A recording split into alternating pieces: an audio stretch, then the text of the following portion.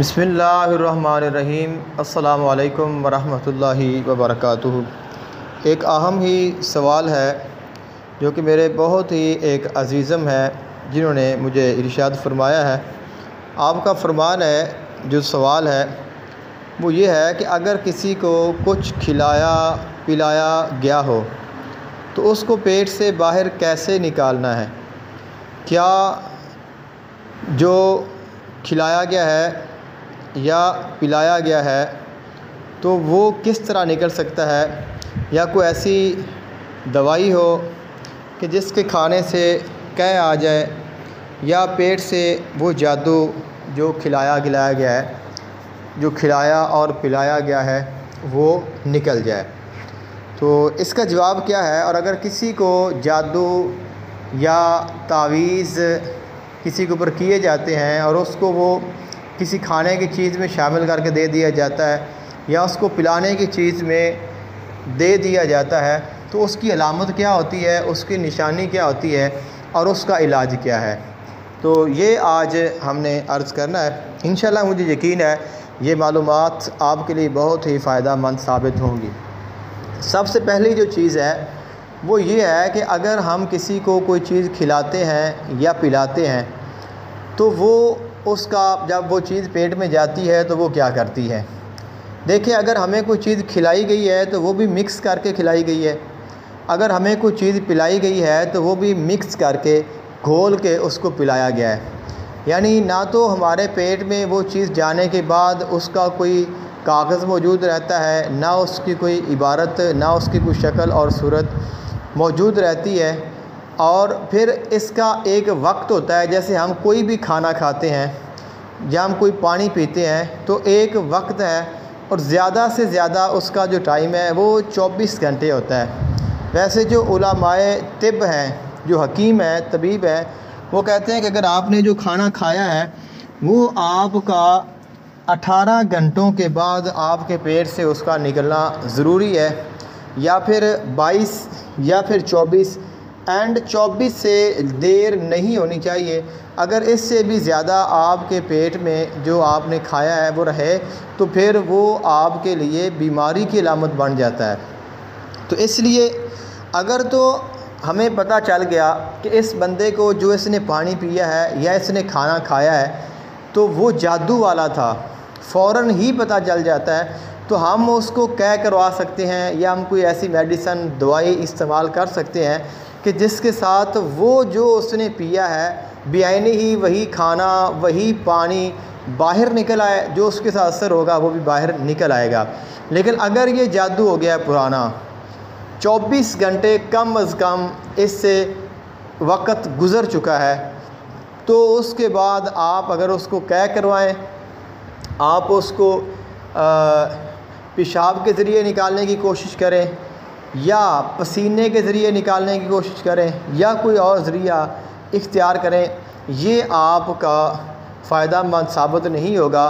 क्योंकि वो जो चीज़ थी, पहली बात तो ये थी कि वो गई घुल कर है, तो वो जाते ही जिस्म में जो उसका काम है वो उसको लग जाती है और उसके बाद उसका जो वजूद था वो भी 24 घंटों के बाद ख़त्म हो गया।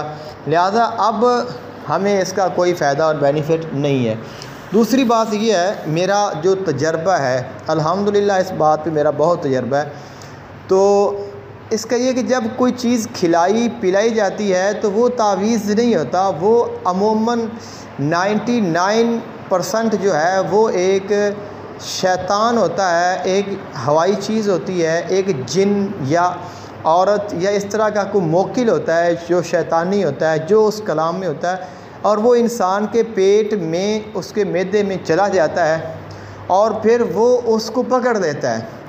अब हम हज़ारों कोशिशें कर लें, हम कितनी भी मेडिसिन इस्तेमाल कर लें, क्या कर लें, लेकिन वो जो चीज़ अंदर जाकर बैठ गई है वो आपकी क्या के साथ कभी बाहर नहीं आएगी।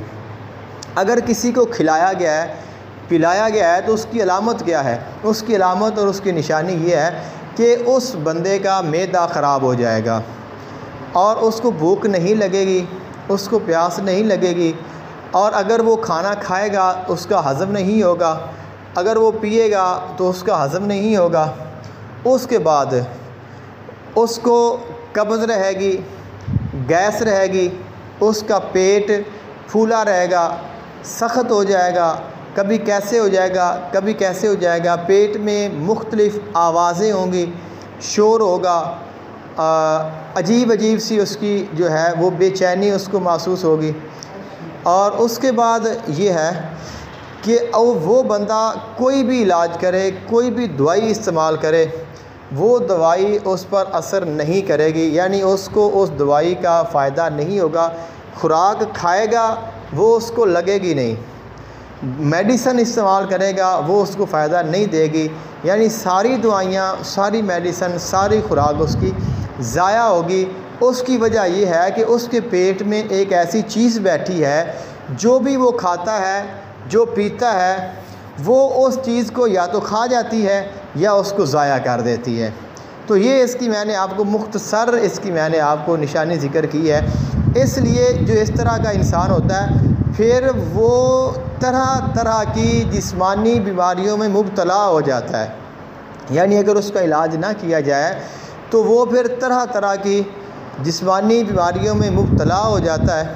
और उसकी एक अलामत ये भी है कि वो बीमार भी होता है, कमज़ोर भी होता है, लेकिन उसकी तमाम टेस्ट जो रिपोर्ट्स हैं वो भी क्लियर होती हैं, यानी उसके टेस्टों में भी कोई बीमारी शो नहीं हो रही होती, लेकिन वो बीमार भी होता है। तो चंद दिन पहले मैंने एक ऐसे मरीज़ का इलाज किया है, अल्हम्दुलिल्लाह, अल्लाह ताला ने मेहरबानी की है। तो इसलिए मैं ये ज़िक्र कर रहा हूँ, ये चंद उसकी मैंने जो अलामात ज़िक्र किए हैं। तो अब इसका हल क्या है, इसका इलाज क्या है, इसका तोड़ क्या है? इसका तोड़ वही है जो हम हर जादू का तोड़ करते हैं। जैसे कि मैं तो अक्सर एक तावीज़ मेरे पास है, वो मैं खिला देता हूँ, यानी अगर मुझे वो किसी के ऊपर साया है, जिन है, जिन्नात हैं, जादू है, तो सबसे पहले उसको वो खिलाते हैं। खिलाने के बाद पढ़ाई करते हैं, अल्लाह के फ़ज़ल से जो चीज़ उसके जिस्म के अंदर होती है वो निकल जाती है और फिर वो दोबारा उसमें नहीं आती। बाद दफ़ा कमी बेशी हो भी जाती, लेकिन अक्सरियत यही है जो कि मेरा एक अमल और मेरा एक तजुर्बा है। इसलिए इसके अलावा आप उसको ऐसे तावीज़ पिलाएं, पीने के लिए उसको दें कि जिसके साथ वो उसको मुसलसल पिए, कि जब वो पिएगा तो उसके अंदर से वो चीज़ ख़त्म होगी। इसका सबसे जो कामयाब इलाज होता है वो ये होता है कि इसकी बाकायदा हाज़री लगाई जाए, और हाज़री लगाने के बाद उन चीज़ों को, वो जो चीज़ है जो भी उसके अंदर भेजी गई है, उसको खिलाई या उसको पिलाई गई है, उसको बाकायदा हाज़री के ज़रिए उसको निकाला जाए। निकालने के बाद फिर उसका इलाज किया जाए, तो फिर वो जल्दी और ज़्यादा फ़ायदा भी होता है और वो मरीज़ जल्दी सेहतयाब भी हो जाता है, क्योंकि वो चीज़ जिस तरह एक चीज़ के ज़रिए डाली गई है, उसी चीज़ के ज़रिए उसको निकाल लिया जाता है, उसको कैद कर लिया जाता है। तो इस तरह जल्दी और ज़्यादा फ़ायदा होता है। लेकिन अगर आप हाज़री नहीं लगा सकते, आपके पास कोई ऐसी हाज़री नहीं है, तो फिर आप उसका इलाज वैसे ही करें, उसका तोड़ करें, उसको पीने के लिए दें, उसको नहाने के लिए दें, आप उसको तेल दम करके दे दें कि जिसके साथ वो मालिश करे अपने पेट की, अपने जिस्म की। हाँ, एक है कि आप उसकी नाक में डालने के लिए आप उसको तेल दें, दम करके आपने इसको मालिश करना है। रात सोते हुए आपने अपनी नाक में कतरा डाल लेना है, अपने कानों में उसको डालने के लिए दे दें कि एक कतरा आपने एक कान में डाल के सो जा रहा है, दूसरे में डाल के सो जा रहा है। तो इसके साथ उसका बहुत ज़्यादा फ़ायदा होगा, और इसका सबसे बेहतरीन इलाज यही है। और आखिरी जो बात है वो ये है कि आप अपने कलाम के ज़रिए जो उसमें जादू है उसको उसके जिस्म से खींच कर बाहर निकाल लें, उसके जिस्म से निकालें और उसके जिस्म को ख़ाली कर दें। फिर जब ख़ाली हो जाए तो उसके बाद उसको हिफाजत का कोई भी तावीज़ दें, पीने के लिए दें। चंद दिन के बाद उसकी जो है भूख भी ठीक हो जाएगी, उसकी प्यास भी ठीक हो जाएगी, उसके मैदा भी ठीक हो जाएगा, उसकी खुश्की भी ख़त्म हो जाएगी, गैस ख़त्म हो जाएगी, नाफ का मसला ख़त्म हो जाएगा, जिस्म की दर्द ख़त्म हो जाएगी। जो खाएगा वो असर करेगा, उसको फ़ायदा पहुँचेगा। अगर वो दवाई लेगा तो वो दवाई भी उसको असर करेगी। तो ये सारी चीज़ें ऐसी हैं कि जो कि मेरे एक वसी तजर्बे में है, और अभी बहुत सारी इसके मतलब चीज़ें रहती हैं, लेकिन इंशाअल्लाह मुझे यकीन है कि जो मैंने बातें कर दी हैं वो आपके लिए बहुत फ़ायदा मंद साबित होगी। अगर आप कहें कि आपने बातें की हैं लेकिन अमल नहीं बताया, तो अमल हर बंदे का अपना है।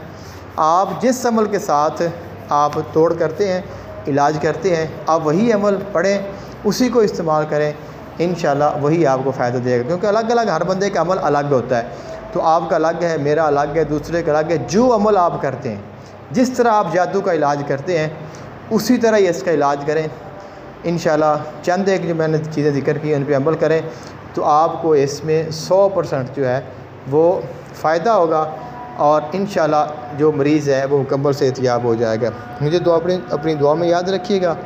जज़ाकल्लाहु खैरन। अस्सलामु अलैकुम वरहमतुल्लाहि वबरकातुहू।